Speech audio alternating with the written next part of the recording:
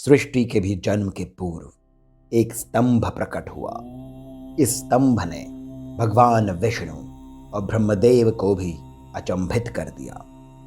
करोड़ों सूर्यों के समान ये स्तंभ ज्योतिमय था और इसी कारण इस स्तंभ का नाम हुआ ज्योतिर्लिंग। लिंग में ही संपूर्ण सृष्टि समाई हुई है। यही ब्रह्मांड का भी रूप है और अधिभौतिक रूप से आकाश ही लिंग स्वरूप है और पृथ्वी उसकी पीठिका। धरती पर जिन शिवलिंगों में स्वयं महादेव प्रकट हुए वे ही अधिभौतिक रूप से कहलाए ज्योतिर्लिंग। वैसे तो ये 64 हैं, पर 12 ज्योतिर्लिंगों का महत्व बहुत अधिक है। आइए सुनते हैं इन्हीं 12 ज्योतिर्लिंगों की अद्भुत और सुंदर कथाएं।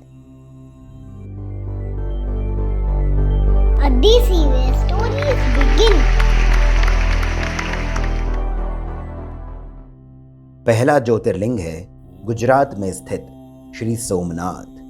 कथा कुछ ऐसी है कि दक्ष प्रजापति की 60 कन्याओं में से 27 का विवाह चंद्रदेव के साथ हुआ, किंतु चंद्रदेव का विशेष प्रेम था रोहिणी के प्रति।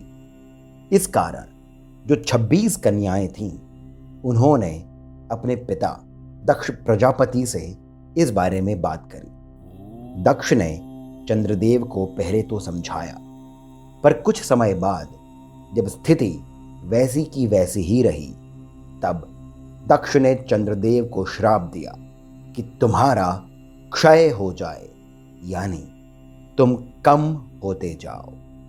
चंद्रदेव के दिनों दिन कम होते रहने के प्रभाव से सृष्टि कार्य धीमा पड़ गया। सभी देवता परेशान हो उठे और वे पहुंचे ब्रह्मा जी के पास। ब्रह्मा जी ने मृत्युंजय महादेव की आराधना करने को कहा। सभी देवता चंद्रदेव सहित प्रभास क्षेत्र यानी आज का प्रभास पाटन पहुंचे और महादेव की आराधना आरंभ करी।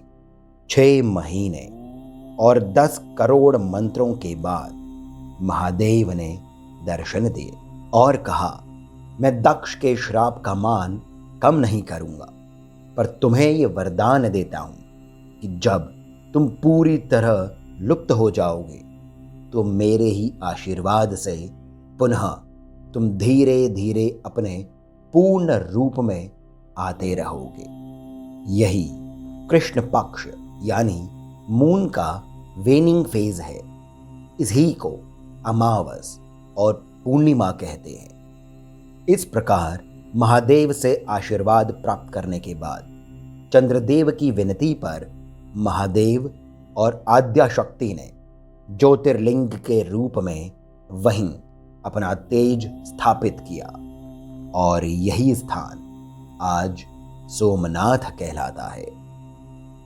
दूसरा ज्योतिर्लिंग है मल्लिकार्जुन। ये आज के आंध्र प्रदेश के श्री शैलम में स्थित है। शिव पुराण के अनुसार कहानी कुछ ऐसी है कि एक बार कुमार कार्तिकेय विश्व की परिक्रमा करने निकले। जो वापस आए तो देखा कि उनके भाई श्री गणेश का तो विवाह हो गया है। कार्तिकेय को बुरा लगा और वे रूठकर दक्षिण भारत में क्रौंच पर्वत पर चले गए। तब उनके पीछे पीछे महादेव और देवी पार्वती भी उन्हें मनाने आ गए। कार्तिकेय वहां से भी चल पड़े और पास में ही कहीं जाकर रहने लगे। जिस स्थान पर माता पार्वती और पिता महादेव पहुंचे, वहां उन दोनों ने अपने तेज को ज्योतिर्लिंग के रूप में स्थापित किया ताकि भगवान कार्तिकेय को उनका साथ मिलता रहे। मल्लिका का अर्थ है देवी पार्वती और अर्जुन है महादेव शिव। इस ही दिव्य ज्योतिर्लिंग में विजयनगर के राजा कृष्णदेवराय ने अपने समय में स्वर्ण मंडप लगवाया था और छत्रपति शिवाजी महाराज ने भी यहां धर्मशाला बनवाई थी। मध्य प्रदेश के अति प्राचीन नगर उज्जैन में स्थित है अति दिव्य श्री महाकालेश्वर। शिव पुराण में यहाँ की 2 कथाएं बताई गई हैं। उन्हीं की संक्षिप्त में कथा ये है कि इस ही उज्जैन में 4 शिव भक्त ब्राह्मण थे। एक बार उन पर दूषण नाम के एक अति भयंकर दानव ने आक्रमण कर दिया। उसे ब्रह्मा जी का आशीर्वाद था। तब अपने भक्तों की रक्षा के लिए महादेव अपने भयंकर परंतु अद्भुत रूप महाकाल के रूप में प्रकट हुए और उस दुष्ट दूषण को मार वहीं ज्योतिर्लिंग रूप में रहने लगे। इन्हीं महाकालेश्वर की एक और संक्षिप्त किंतु अति दिव्य कथा ये है कि एक बार उज्जैन के महान राजा चंद्रसेन को आसपास के कई राजाओं ने ईर्ष्या के कारण हर ओर से घेर लिया। महाराज चंद्रसेन शिव भक्त थे। अपने राज्य को इतनी बड़ी दुविधा में देख उन्होंने शिव पूजा आरंभ करी। वहीं उन्हीं के राज्य के एक बालक ने जब देखा कि महाराज चंद्रसेन शिव पूजा कर रहे हैं तो उसने भी घर आते हुए एक पत्थर को शिवलिंग मान उसकी पूजा आरंभ कर दी। मां ने घर चलने के लिए कहा तो वो बालक रोने लगा। रोते रोते थक कर वो बेहोश मूर्छित हो गया। जब आंख खोली तो पाया उसके सामने दिव्य महाकाल का मंदिर है। अब राजा चंद्रसेन भी भागकर वहां पहुंचे और इतने में दुश्मन राजा ये जानकर कि इस राज्य का एक बालक भी जब इतना बड़ा शिव भक्त है तो बाकी के लोग क्या होंगे, वहां से भाग गए। फिर वहां पवन पुत्र हनुमान स्वयं पधारे और कहा कि इस लड़के के यहां आगे चलकर नंद नाम के व्यक्ति जन्म लेंगे जिनके यहां स्वयं श्री कृष्ण बाल लीला करेंगे। मध्य प्रदेश के ही खांडवा में है दिव्य ओमकारेश्वर। यहां एक नहीं 2 शिवलिंग हैं, पर इन्हें एक ही माना जाता है। एक बार विंध्याचल पर्वत ने शिव की प्रचंड साधना करी, जिससे प्रसन्न होकर महादेव ने अपना तेज विंध्याचल के बनाए हुए शिवलिंग में स्थापित किया। तभी वहां देवता और अन्य दिव्य ऋषि मुनि भी आ गए और महादेव से पुनः विनती करी कि वे वहां सदैव के लिए रहें। तब महादेव ने ओमकार के रूप में भी वहां अपना ज्योतिर्लिंग स्थापित किया। विंध्याचल के द्वारा स्थापित लिंग को अमरेश्वर या अमलेश्वर भी कहते हैं। ओमकारेश्वर ज्योतिर्लिंग प्राकृतिक शिवलिंग है, यानी ये नेचुरली फॉर्म्ड शिवलिंग है। भगवान विष्णु के अवतार नर और नारायण ने जिस स्थान पर भगवान शिव की कठोर तपस्या करी थी वह तीर्थ है उत्तराखंड का केदारनाथ। शिव पुराण के अनुसार महादेव स्वयं वहां प्रतिदिन नर नारायण से उन्हीं के अनुरोध पर पूजित होने आते थे। फिर वे स्वयं ज्योतिर्लिंग रूप में वहीं रहने लगे।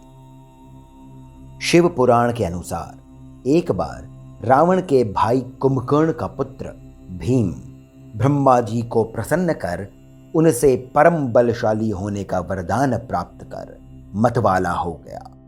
उसने देवताओं को जीता, भगवान विष्णु को भी युद्ध में हराया। फिर पृथ्वी पर उसने राजा सुदक्षिण को हरा उन्हें बंदी बनाकर रखा।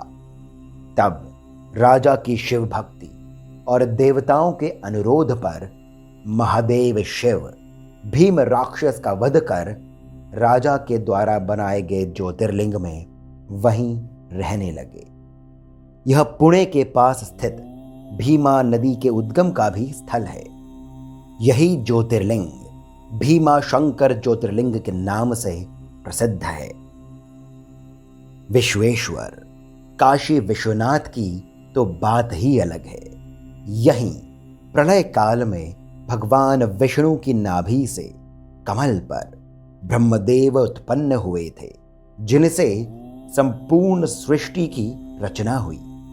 यह जल प्रलय भी भगवान विष्णु की ही तपस्या के कारण हुआ था, जब उनके शरीर से तपस्या के कारण श्वेत अर्थात सफेद जल बहने लगा था और उससे पूरा आकाश ढक गया था। तभी भगवान विष्णु के कान से एक मणि गिरा, जिसे मणिकर्णिका तीर्थ कहा जाता है। जिस स्थान पर कर्मों का कर्षण होता है, समाप्ति होती है, कर्म का बंधन छूट जाता है, वही काशी है। महाराष्ट्र के नासिक में स्थित है त्रयंबकेश्वर। इसकी कथा ऋषि गौतम के साथ जुड़ी है। संक्षिप्त में कथा कुछ ऐसी है कि जब एक बार भयंकर अकाल पड़ा तो गौतम ऋषि ने लोक कल्याण के लिए 6 महीनों तक वरुण देव की तपस्या करी। फलस्वरूप उन्हें वरुण देव से कभी न समाप्त होने वाले पानी का कुंड मिला, जिससे आगे चलकर उस अकाल का प्रभाव उनके आश्रम तक नहीं पहुंच सका। आसपास के कई ऋषि मुनि उनके आश्रम में आराम से रहने लगे, पर फिर उन सभी में धीरे धीरे गौतम ऋषि के लिए द्वेष जागा और उन सभी ने गौतम ऋषि को गौ हत्या के झूठे आरोप में उनके ही आश्रम से निकाल दिया। पाप मुक्त होने के लिए गौतम ऋषि और उनकी पत्नी अहिल्या ने महादेव की कठिन तपस्या करी और अंत में वे सफल हुए। महादेव ने दर्शन दिए और गौतम मुनि ने महादेव से गंगा मांगी। यही गंगा दक्षिण की गंगा गोदावरी के नाम से जानी जाती है और यहीं महादेव भी ज्योतिर्लिंग के रूप में स्थित हैं। झारखंड का वैद्यनाथेश्वर ज्योतिर्लिंग वही शिवलिंग है जिसे लंका ले जाने की अनुमति स्वयं महादेव ने रावण को दी थी। हुआ यूं था कि महादेव को प्रसन्न करने के लिए रावण ने घोर तप किया। 9 बार अपने सिर को काट यज्ञ में आहुति बनाकर डाला। शिव प्रकट हुए तो रावण ने कहा, आप मेरे साथ लंका चलें। तब उस शिवलिंग में ज्योति रूप में प्रवेश से पहले महादेव ने रावण से कहा, इसे भूमि पर जिस जगह रखोगे ये वहीं स्थापित हो जाएगा। अब मार्ग में चलते हुए रावण को लघु शंका हुई। किसी एक व्यक्ति को शिवलिंग पकड़ा, रावण 2 पल के लिए क्या गया, उस व्यक्ति ने उस शिवलिंग के भार के कारण उसे वहीं भूमि पर रख दिया। फिर वापस रावण भी उसे हटा नहीं पाया। वैद्यनाथ ज्योतिर्लिंग की एक अद्भुत बात यह है कि यहाँ के आसपास का वातावरण अति शुद्ध है और स्वास्थ्य के लिए लाभदायक है। कथाओं में आता है कि वो व्यक्ति जिसे रावण ने शिवलिंग दिया था वो कोई और नहीं, भगवान गणेश ही थे। सुप्रिय नाम के शिव भक्त को एक बार समुद्र के राक्षस दारुक ने पकड़ लिया और जेल में डाल दिया, परंतु सुप्रिय शिव नाम लेता रहा और जब दारुक सुप्रिय को मारने पहुंचा तो वहां एक सिंहासन पर नागेश्वर ज्योतिर्लिंग प्रकट हुए और अपने पाशुपतास्त्र से उस राक्षस और उसकी सेना का नाश कर दिया। यही नागेश्वर ज्योतिर्लिंग गुजरात के द्वारका के पास स्थित है। रावण के वध से पहले तमिलनाडु में श्री राम ने महादेव को प्रसन्न कर रामेश्वरम ज्योतिर्लिंग की स्थापना करी थी। स्कंद पुराण की एक अन्य कथा के अनुसार रावण वध के बाद लौटते समय श्री राम ने हनुमान जी से कैलाश जा महादेव की आज्ञा ले वहीं से एक शिवलिंग लाने को कहा।